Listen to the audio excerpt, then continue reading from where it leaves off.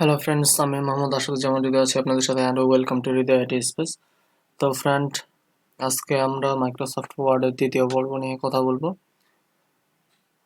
Microsoft ওয়ার্ডের এর আগে দুটি পর্ব আমার ডিসক্রিপশনে লিংক দেওয়া আছে, সেখান থেকে দেখে নিতে পারেন, কিংবা উপরে আই বাটনে আপনি দেখতে পাচ্ছেন, সেখান থেকে আপনি চাইলে মাইক্রোসফট ওয়ার্ডের বাকি দুইটি ভিডিও দেখে নিতে পারেন। তো চলুন আজকে তৃতীয় পর্ব শুরু করা যাক। তো চলুন কথা না বাড়িয়ে আজকে মূল ভিডিও চলে যাওয়া যাক। दिल मेरी ना सुने दिल की मैं ना सुनूं दिल मेरी ना सुने दिल का मैं क्या करूं। তো ফ্রেন্ডস, মাইক্রোসফট ওয়ার্ডের তৃতীয় টিউটোরিয়াল ভিডিওতে আপনাদের সকলকে স্বাগতম। আজকে আমরা মাইক্রোসফট ওয়ার্ডের যে বিষয়টি শিখব সেটি হচ্ছে পেজ লেআউট। আমরা এর আগে হোম এবং ইনসার্ট নিয়ে কথা বলেছি। আজকে আমরা শিখব পেজ লেআউট। পেজ লেআউটের যে অপশনটি রয়েছে তার বিভিন্ন ধরনের সাব অপশন রয়েছে। এর মধ্যে প্রথমে আমরা যেটি নিয়ে কথা বলবো সেটি হলো মার্জিন। এই অপশনের মাধ্যমে আপনি চাইলে আপনার পেজের মার্জিন দিতে পারবেন। এটা হচ্ছে নর্মাল মার্জিন, যেটা হচ্ছে টপে 1 ইঞ্চি, লেফটে 1 ইঞ্চি, বটম অর্থাৎ নিচে 1 ইঞ্চি এবং রাইটে 1 ইঞ্চি করে বাদ দিয়ে দেওয়া হবে।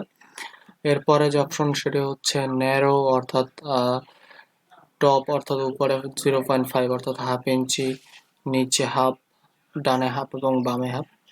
এরপর আছে মডারেট। মডারেটের আপনি এখানে মানগুলো দেখতে পাচ্ছেন। মডারেটের মানগুলো অনুসারে একটি মার্জিন দেওয়া হবে। এখানে বিভিন্ন ধরনের মার্জিন দেওয়া আছে, কিংবা আপনি এখানে কাস্টম মার্জিনে গিয়ে আপনার পছন্দনীয় আপনি মার্জিন ব্যবহার করতে পারেন। এর পরের যে অপশন সেটি হচ্ছে ওরিয়েন্টেশন।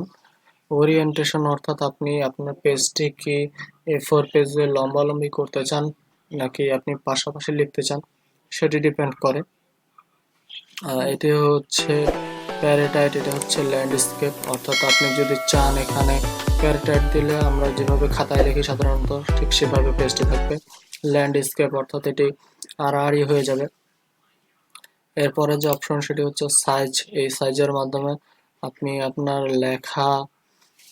লেখার যে পেজটি রয়েছে সেই পেজটির আকার কিরকম হবে এটি সিলেক্ট করতে পারেন। এটি হচ্ছে লেটার সাইজ, এটা হচ্ছে A4 সাইজ। আপনি এখানে মোর পেপার সাইজে ক্লিক করলে আপনি বিভিন্ন ধরনের পেপার সাইজ দেখতে পাবেন। এরপরে যে অপশনটি রয়েছে সেটি হচ্ছে কলামস, অর্থাৎ আপনার যে লেখাটি সেটা কি 1 কলামে হবে নাকি 2 কলামসে। কলামস বলতে আমরা সাধারণত বুঝি উপর থেকে নিচ পর্যন্ত যে লেখাগুলো, সেগুলো কিভাবে লিখতে চাচ্ছেন আপনি। এটা যদি 1 কলাম হয়, এটি সাধারণত গোটা পেজটা এক আকারেই, অর্থাৎ শুরু হবে এবং শেষ হয়ে যাবে এরকম টাইপের।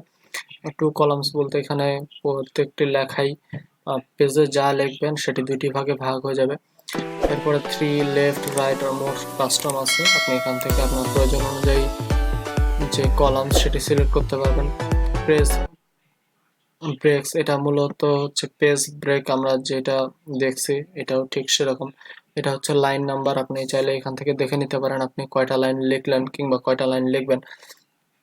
এরপরে চলে যাব ওয়াটারমার্ক। ওয়াটারমার্কে আমরা সাধারণভাবে দেখি যে আপনার পেজের নিচে এমন একটা লেখা থাকে যেটা হালকা আকারে থাকে, যেটা যে কোনো সময় কপি করার সময় ওঠে। আমি যদি ডু নট কপিতে ক্লিক করি তাহলে দেখতে পাবেন যে এখানে হালকা একটা লেখা উঠেছে ডু নট কপি। আপনি চাইলে এটাকে চেঞ্জ করতে পারেন। ওয়াটারমার্কে গিয়ে আপনাকে কাস্টম ওয়াটারমার্কে যেতে হবে। কাস্টম ওয়াটারমার্কে গিয়ে আপনাকে এখানে আপনার যেটি ইচ্ছা সেটি লিখতে পারেন।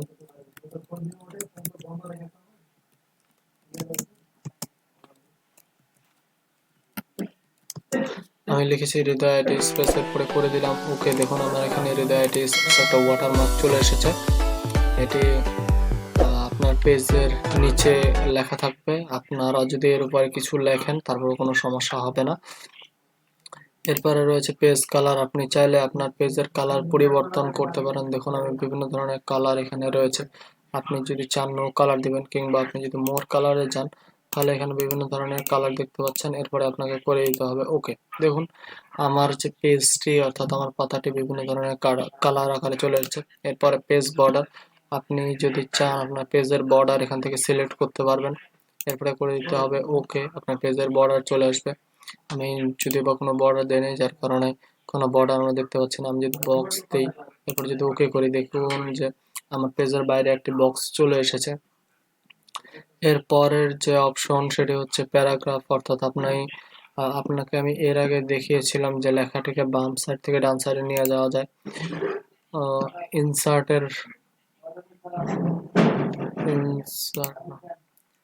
হোম অপশনে গিয়ে আমরা যদি লেখাটিকে সিলেক্ট করার পর এই যে ডিক্রেস ইন্ডিয়ান কিংবা ইনক্রেস ইন্ডিয়ান এটা যদি আমরা ক্লিক করি, তাহলে আমরা দেখেছিলাম যে লেখাটা ডান পাশ থেকে বাম পাশে কিংবা বাম পাশ থেকে ডান পাশে চলে যায়। এটাও ঠিক সেরকমই। আপনি চাইলে এখান থেকে আপনার প্রয়োজন অনুযায়ী মান দিয়ে আপনি আপনার লেখাটাকে সরিয়ে নিতে পারেন। এরপরে হচ্ছে স্পেসিং, আপনার এক লাইন থেকে আরেক লাইনে লেখার দূরত্ব কতটুকু হবে সেটা মূলত স্পেসিং এর মাধ্যমে নির্ধারণ করা হয়। আমি যদি এখানে কিছু একটা লিখি, আমি একটু লিখি, আর এখানে আমি লিখলাম হৃদয় আইটি স্পেস।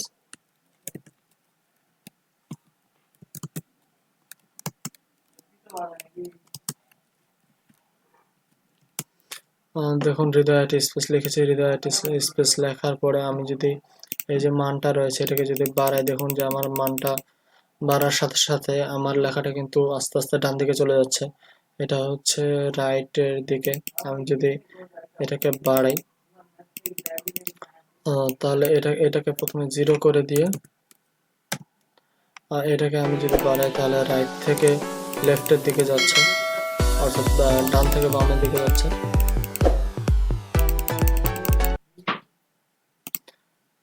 তো এর পরের যে অপশন রয়েছে সেটা হচ্ছে স্পেসিং। আপনি একটা লাইন লিখলেন কিংবা আপনি বেশ কয়েকটি লাইন লিখছেন,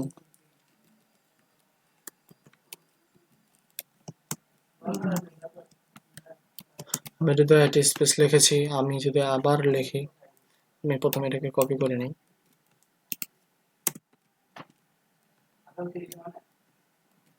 দেখুন বারবার করে আমি যে হৃদয় আইটি স্পেস লিখেছি এবং শেষে যদি আমি লিখি সাবস্ক্রাইব, দেখুন এই লাইনের মধ্যে অনেকটা করে ফাঁকা রয়েছে। আপনি চাইলে আপনার লেখাটির যে ফাঁকাটা সেটা পরিবর্তন করতে পারেন। এখান থেকে আপনার লেখার যে ফাঁকাটি সেটা কমিয়ে আনতে পারেন 0 পিটি 6 পিটি, কিংবা আপনি যদি ইচ্ছা করেন এখান থেকে আপনি লিখে ঠিক করতে পারবেন। 5 দিলাম, দেখুন 5 পিটি চলে এসেছে। আপনি যদি চান আপনার স্পেস আরো কমাবেন, তাহলে 1 পিটি দিয়ে এন্টার করবেন, দেখবেন যে আপনার লেখাটির স্পেস কমে এসেছে। এরপরে হচ্ছে বিফোর আফটার, এটা খুব একটা দেখুন এভাবে করে আপনি আপনার যে লেখার স্পেসের মান আপনি পরিবর্তন করতে পারবেন। অর্থাৎ এই যে বিফোর রয়েছে এবং আফটার রয়েছে, এটা হচ্ছে লেখাটাকে মূলত দূরে এবং কাছে নিয়ে আসে। তো ফ্রেন্ডস, এইগুলোই মূলত এই পেজ লেআউটের কাজ। আপনারা এখান থেকে অনেক ধরনের কাজ করতে পারবেন। মার্জিন, এরপরে হচ্ছে আপনার পেজটিকে লম্বালম্বি রাখবেন নাকি আড়াআড়ি, কিংবা পেজ সাইজ আপনি চাইলে কলাম নির্ধারণ করতে পারবেন। এখান থেকে লাইন নাম্বার কিংবা ব্রেকস আপনি দিতে পারবেন। এরপরে ওয়াটারমার্ক আপনি এখান থেকে দিতে পারবেন। পেজ কালার আপনি সিলেক্ট করতে পারবেন। পেজের বর্ডার দিতে পারবেন। আপনার এক লেখা থেকে আরেক লেখার দূরত্ব আপনি নির্ণয় করতে পারবেন। তো এটাই হচ্ছে মূলত পেজ লেআউটের কাজ। তো ফ্রেন্ডস, আশা করি আপনাদের ভিডিওটি ভালো লেগেছে। আজকের মতো এই পর্যন্ত। এই ভিডিও যদি ভালো লাগে লাইক করবেন, বন্ধুদের সঙ্গে শেয়ার করবেন, অ্যান্ড অবশ্যই আমার চ্যানেলে যদি নতুন হয়ে থাকেন সাবস্ক্রাইব করে পাশে আসা বেল আইকনটি ক্লিক করে তার নিচে আসা অল বাটনে ক্লিক করবেন। সবাই ভালো থাকবেন, সুস্থ থাকবেন। আল্লাহ হাফেজ।